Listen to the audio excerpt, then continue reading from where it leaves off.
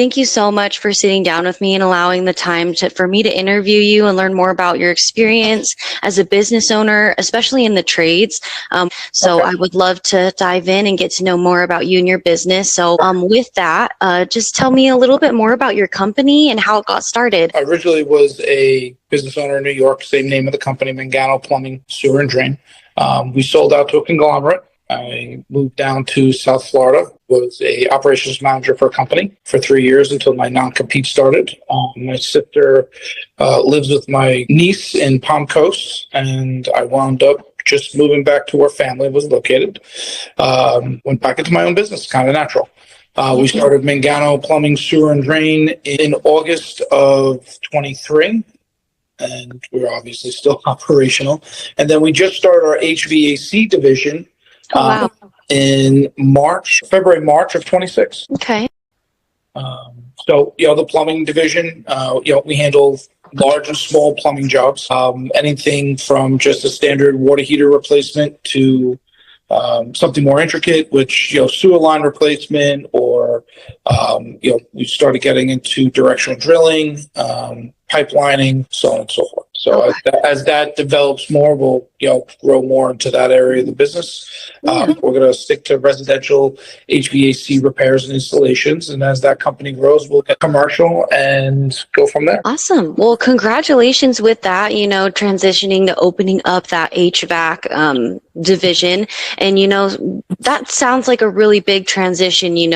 Moving from New York City, and then you're going over to Florida. So I think that's really awesome and a testament to, you can do whatever you set your mind to. You were a business owner before. You want to start another business, you can do that as well. So I think that's really awesome that you were able to do that and make all those changes in kind of a short amount of time. So that leads me to my next question. What kind of inspired you to get into the trade specifically? So quite frankly, I was in them in my entire life. My father was in the septic field and did plumbing also.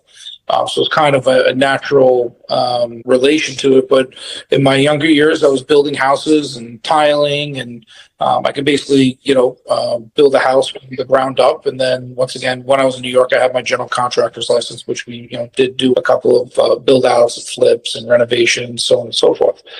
So it's just a natural transition into staying in the, in the industry. That's how I got into it. That's where we stayed. I always wanted to be an attorney, or I liked working with my hands. So yeah, absolutely. And I think that's, pretty relatable to a lot of people. The school route might not be for everybody. And the fact that you kind of have always done, that blue collar job is really, a testament to you can do whatever you want to do if you put your mind to it.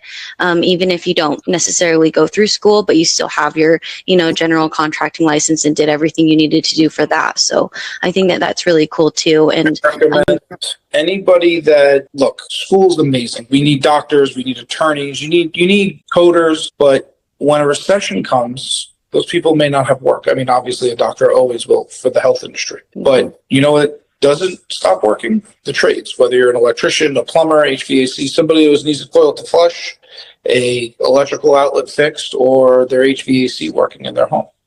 Absolutely. So it's always highly recommended to stay in the trades. Yeah, absolutely. I'd agree with that too. And what would you say has kind of been one of your biggest challenges you've had to overcome in this industry? Well, I think it's not just myself, it's finding good help. I think it's any industry is having good, solid men or women working for you. I mean, luckily we're very blessed. We do have that. But that takes time to find and develop and create.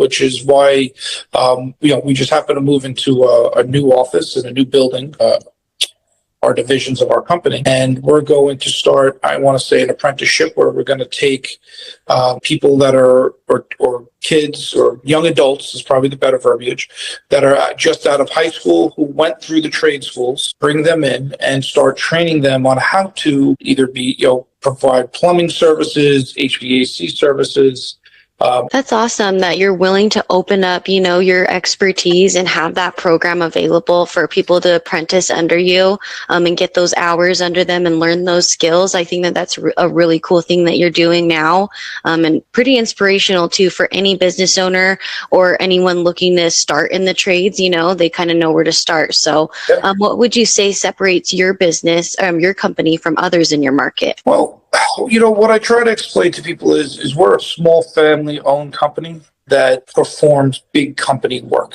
right? And what that really means and equates to is that, you have an owner, okay, that has to put his children through college. We're not a big corporation. We take an individual look at each job. And yes, customer service is 100%, important, which is pretty much every company's appeal. But we're not looking to have 60 men and women out in the field. We're looking to stay tight and, really give a white glove service to where that customer gets a start to finish product that they're happy and proud of. And that takes time to develop also. But that's really what sets us apart is we come in and handle it from start to finish. So let's just say on the plumbing end, we're performing a repipe of a home, okay?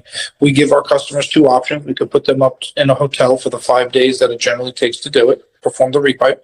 And then we have our sheetrockers come in behind us and fix all the holes and repair any damage created in order to perform that service. On the HVAC end, we also offer the same thing. We can either bring an HVAC system, temporary HVAC system into the home, provide you with, a couple of cool rooms. So that way, yes, you are disturbed while this is going on, but at the same time, we also have the option of we could put you up at a hotel, depending upon the size of a job. In regards to that, this is minor inconvenience as opposed to a major inconvenience. Yeah, no, and I think that that is a really awesome option that you guys are offering. Like, it sounds like, it's a premium service and you want to take care of your customers from start to finish. You don't want to leave them hanging with, something that's open in their bathroom and, no AC too. So I think that that's really important. And I do agree that that would set you apart from others in your market, just making sure that you're taking care of your customers, but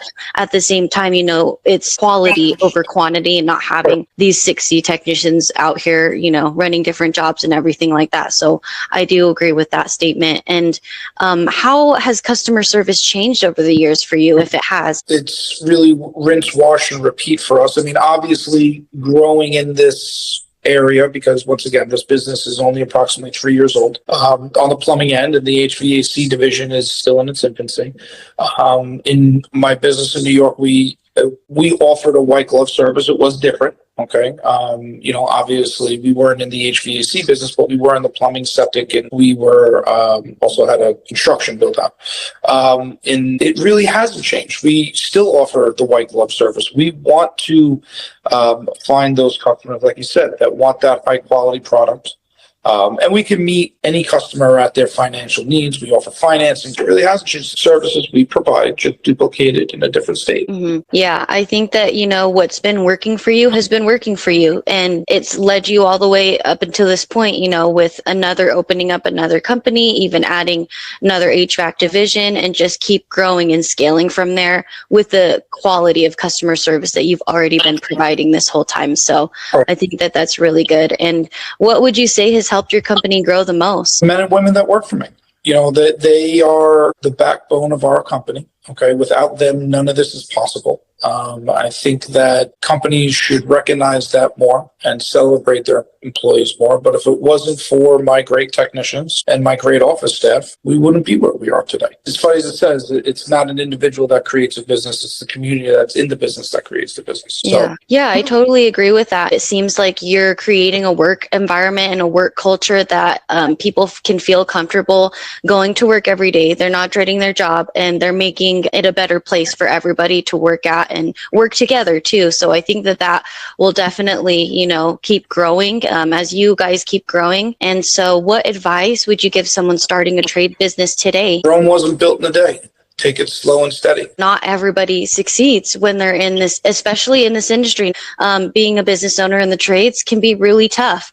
And so the fact that you guys are still standing today, you've even cross states, I think is really important. And, to show other business owners that perseverance too. Like Yeah. you just keep going, like you said, 100%. day You by know, day. it's funny because as an entrepreneur and a business owner, people only see the nice things. Being an entrepreneur and a business owner is much like being on a roller coaster. There's many highs and there's many lows, and you got to be able to have the perseverance to make it through the lows and enjoy the highs. Yeah, absolutely. I think maybe when they're this close to getting there, or they're this close to making it, and a lot of people just give up and walk away because it gets hard.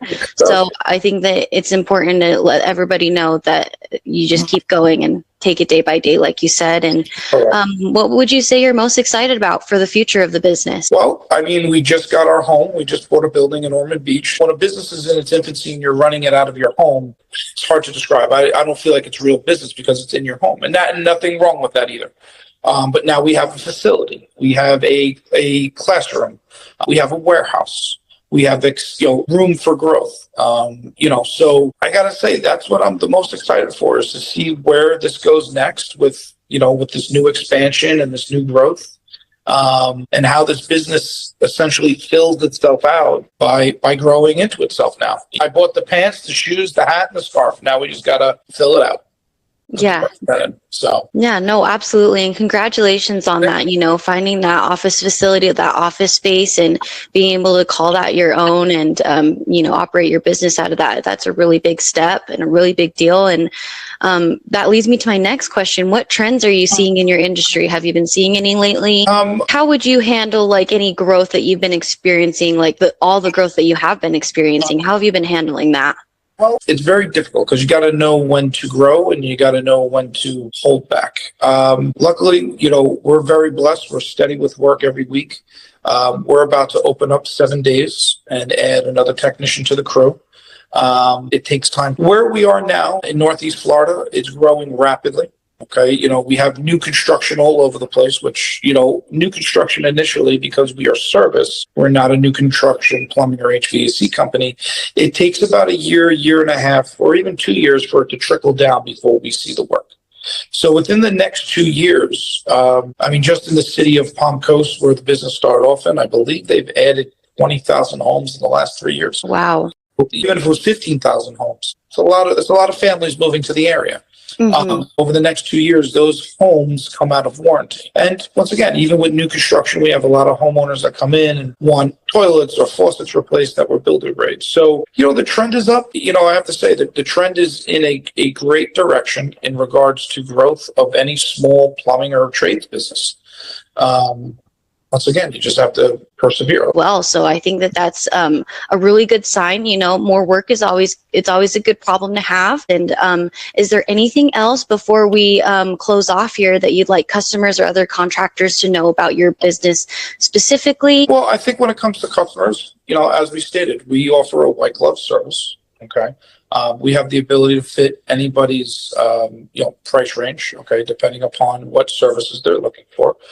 And, we want the customers who want quality. We're not looking for the customers who want to cut corners or do the best you can and put duct tape and bubble gum on it. We want those customers who want craftsmen at their home, not just a company or a handyman. And as for other business owners and entrepreneurs or, gentlemen striking out on their own in the trades, take it slow and steady. That's how you win the race. I hear too many stories about guys growing too fast, too big, and they lose control of it. They're too busy getting the work, but they're not putting out a quality product. Right. No, and I think that's really good advice to give, because I think either people are spending too much on marketing, or they're hiring too fast. It's a balancing act, and there's wisdom too that goes into it. The further you go into this business. So, with that, how have you been attracting new customers? Well, the main game in the market is Google, unfortunately. They are the conglomerate, they are the monopoly on advertising. We do advertise in local service books that go out to homeowners, and we do see a lot of calls from that. But the main place that we all advertise is unfortunately Google. You've got to have that, updated. You've got to make sure that everything is, up to date with that, because that they will definitely, that'll determine how they're posting you when you're looking for a plumber near me. That's actually how I found you guys. And last question, how do you make sure customers have a great experience from the very first call with your business? Well, here's the deal, right? So today's day and age, you pick up the phone, you call a company, and you don't speak to a person. What do? You go through a phone chain. We answer the phone. We have a human being that picks up the phone, that speaks to you, that listens to your concerns, good, bad, or indifferent, and we address it. We're not interested in going to the AI answering services or the phone trees. You're going to call up, and we will transfer you, if we need to transfer you, to our HVAC dispatchers or our billing teams. You're not going to have AI press 1 or press 2 or press 3. You get to a human being. And I think that we've gotten away from that as a collective culture where everything is cheap labor, cheap. Our customer experience starts off as soon as we pick up the phone. Who you speak to, how we handle the call, from the booking right to when the service technician comes to your home. You get a phone call 45 minutes in advance of that technician coming to the home. You also get a text message and an email in case you don't answer. And then obviously you have the customer experience with the technician, like I said, which is our white glove service. And then you're emailed an invoice, if you're a residential customer, immediately as soon as the project is completed. It's all sitting right there for you and taken care of. Yeah, and I can actually attest to that too, because when I called into your guys' line, I didn't hit a call tree. I wasn't on the phone, like it wasn't ringing for forever.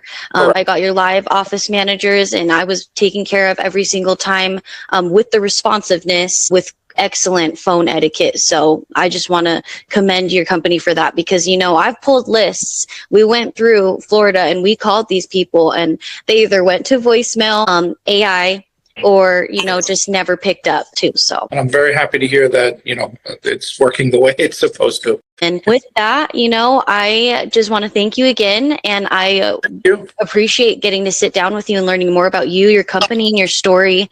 Is there anything else? Any last words you want to say, Jon, from Mangano Plumbing? Mangano Plumbing, and I want to thank you for taking the time to reach out to us. I appreciate you staying with it, and thank you again for having us.